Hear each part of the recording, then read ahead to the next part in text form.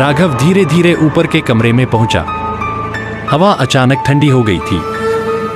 चारों तरफ सन्नाटा, इतना गहरा कि अपनी सांसें भी सुनाई दे रही थी। कमरे में बस एक टूटा आईना था और उस पर धूल से लिखा था, वो लौटेगा। तभी कमरे के कोने में रखा पुराना म्यूजिक बॉक्स अपने आप बजने लगा। धुन धीमी थी, पर हर सुर के साथ डर बढ़ता जा रहा था। राघव के हाथ कांपने लगे। उसे लगा कोई उसके पीछे खड़ा है। उसने मुड़कर देखा, सामने गलियारे के आखिर में एक परछाई खड़ी थी। एक छोटी बच्ची। उसके बाल चेहरे पर झूल रहे थे। राघव की टॉर्च कांपी और उसी पल वो परछाई गायब हो गई। राघव को महसूस हुआ जैसे कोई उसके बहुत पास खड़ा हो।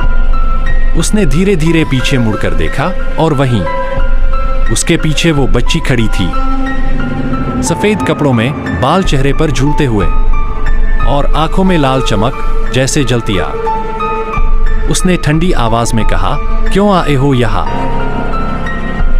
राघव की सांसें थम गईं। अब वो सच के बिल्कुल सामने था। राघव के सामने अचानक सब कुछ धुंधला होने लगा और उसी पल उसने देखा वो मंजर।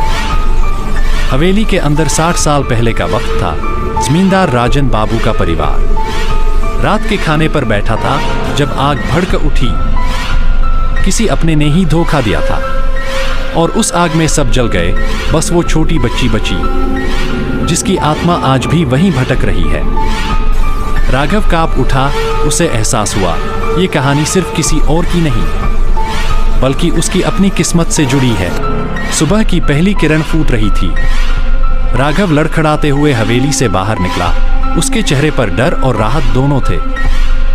उसने पीछे मुड़कर देखा और तभी हवेली का दरवाजा अपने आप बंद हो गया। उस आवाज ने सन्नाटे को चीर दिया, जैसे हवेली खुद कह रही हो, कहानी अभी खत्म नहीं हुई।